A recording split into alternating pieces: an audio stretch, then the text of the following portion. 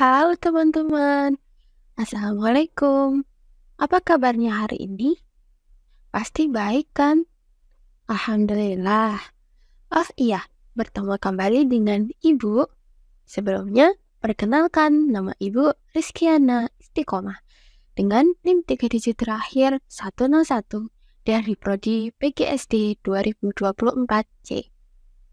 Nah, di mata kuliah konsep dasar IPA kali ini, kira-kira kita mau bahas tentang apa ya?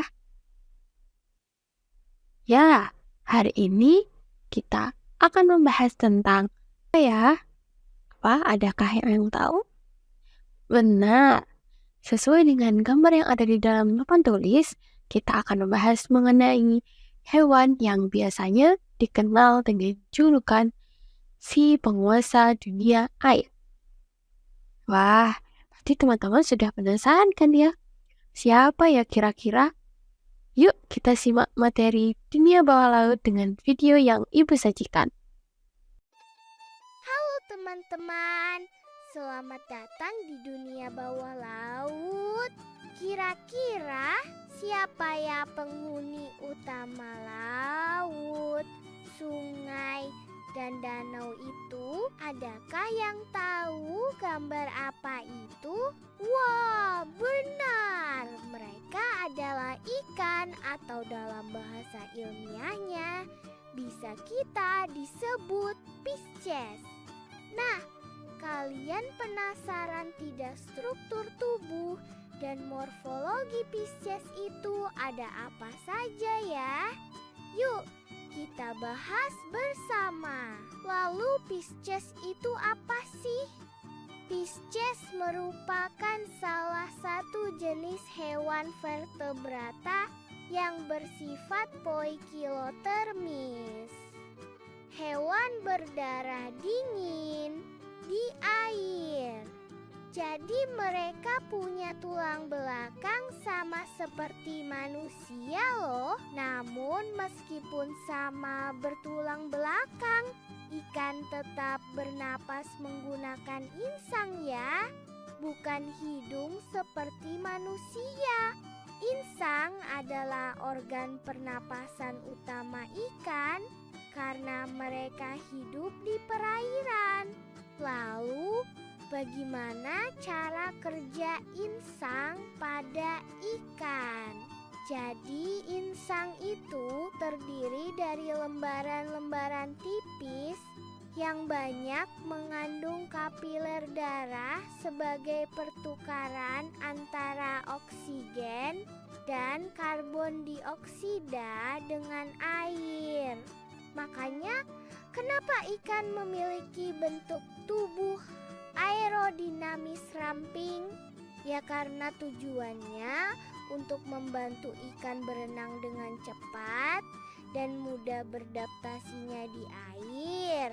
Selain itu, lapisan tubuh bagian luar ikan ada sisik loh, yang bisa fungsinya untuk melindungi tubuh ikan dari luka dan membantu mengatur suhu tubuh saat berada di dalam perairan. Lalu kepala ikan kenapa berbentuk segitiga?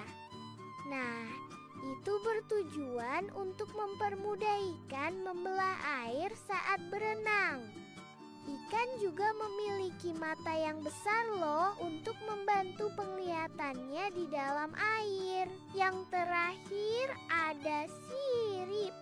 Sirip ikan terdiri dari 1.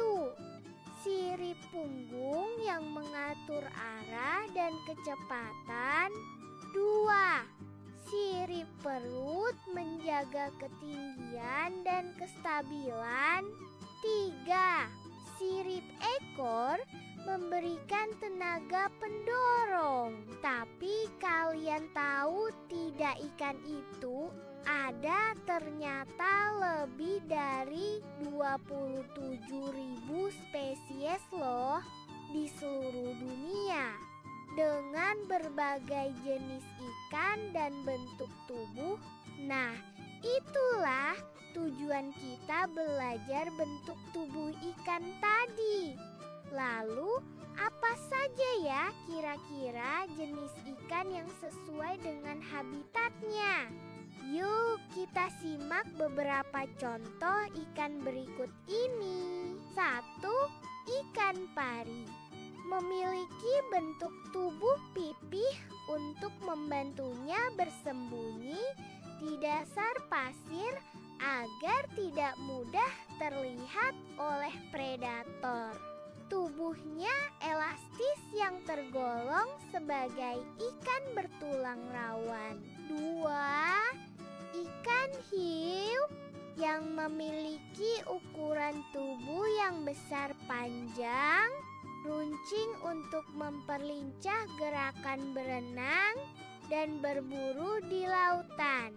Maka dari itu, ikan hiu termasuk hewan vertebrata tulang rawan juga.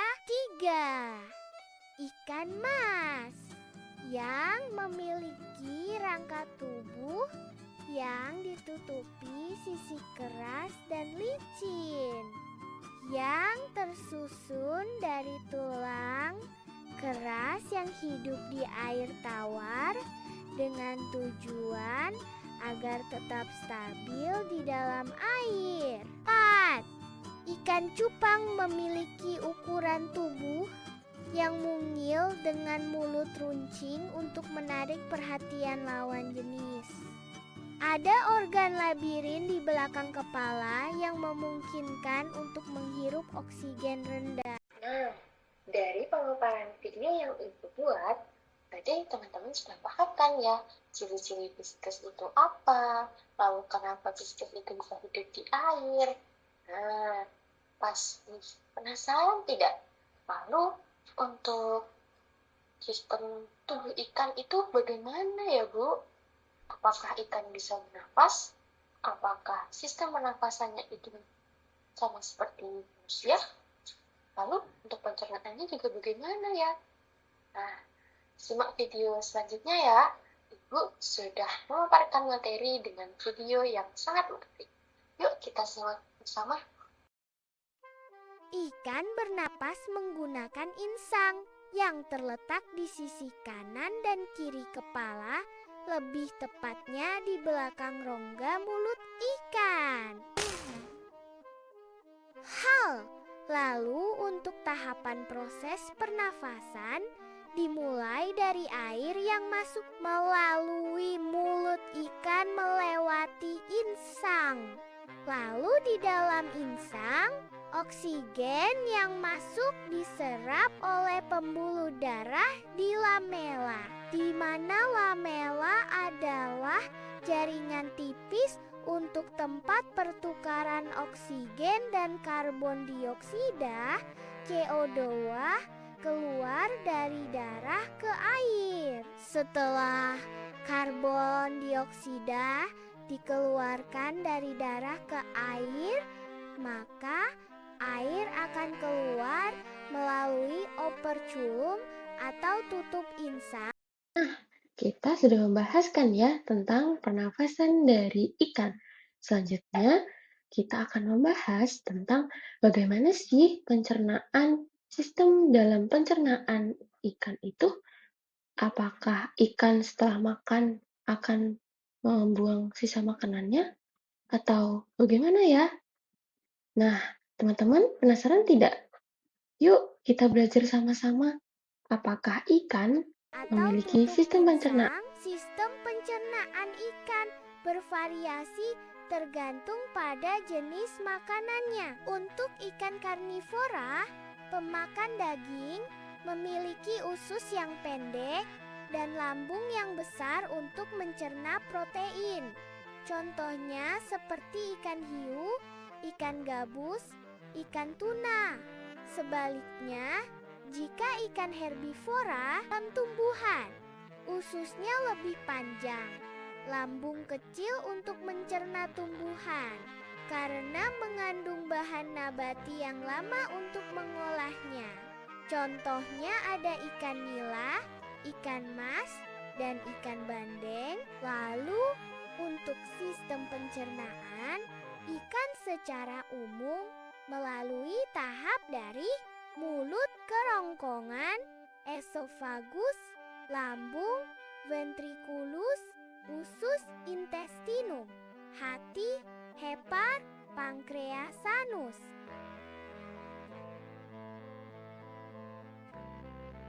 Selain itu, organ-organ inilah yang menghasilkan enzim, sedangkan empedu untuk memecah makanan di dalam gambar di atas menunjukkan bahwa sistem peredaran darah pada ikan Pisces hanya memiliki sistem peredaran darah tunggal melewati jantung satu kali yang berbeda dari mamalia untuk proses berawal dari jantung insang seluruh tubuh.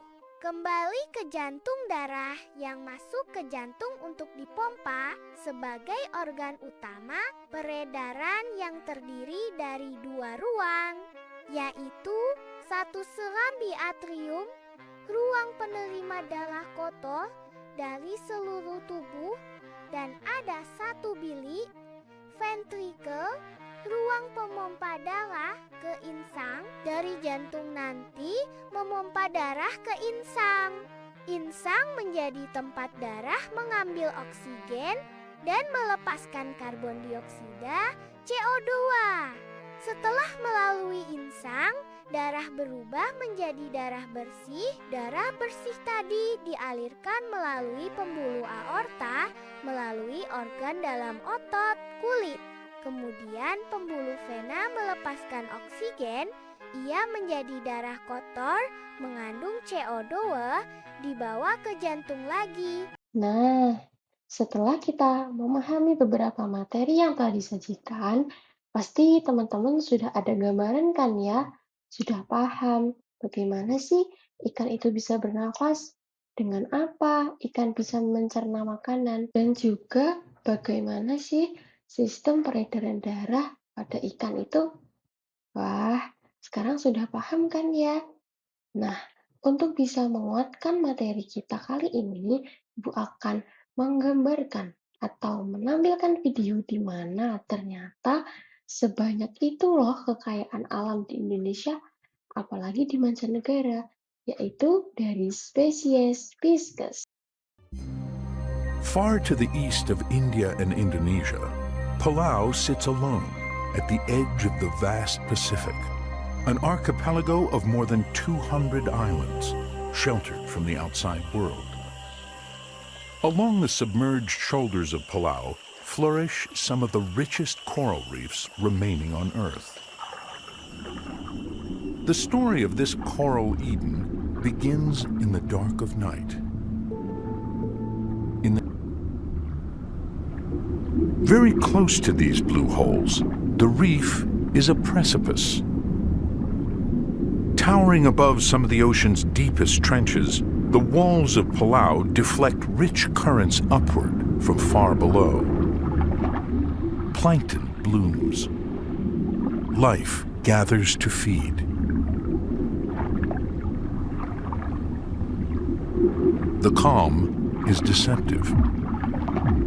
While smaller fish graze, opportunists like the barracuda bide their time, waiting for the perfect moment to strike.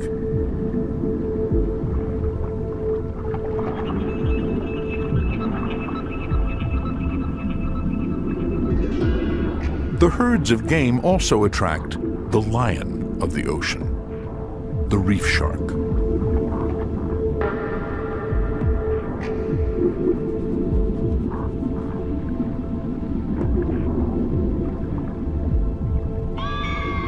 Hours pass in a stalemate between two survival tactics: safety in numbers and the element of surprise.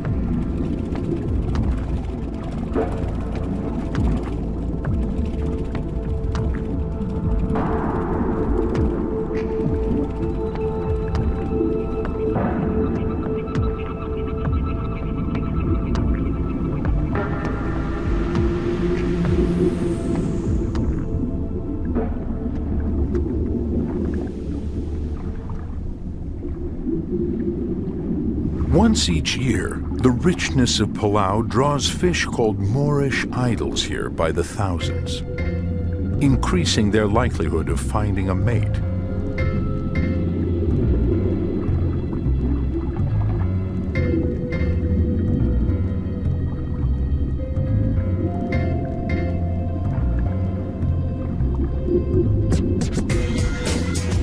In turn, providing a delicious buffet for legions of reef sharks.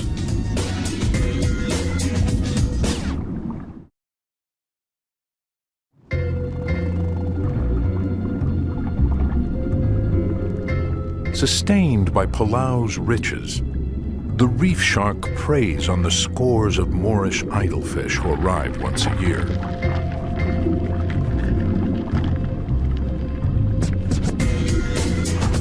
Occasionally, a moment of sudden opportunity arises.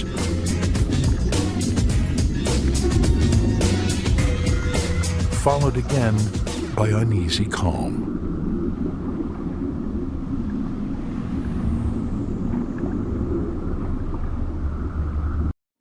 Baik, sudah semakin yakin kan ya teman-teman?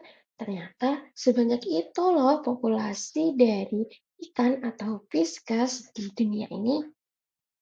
Nah, mungkin cukup sekian ya untuk pemaparan materi tentang konsep dasar IPA lanjut bertemakan ikan atau fiskas.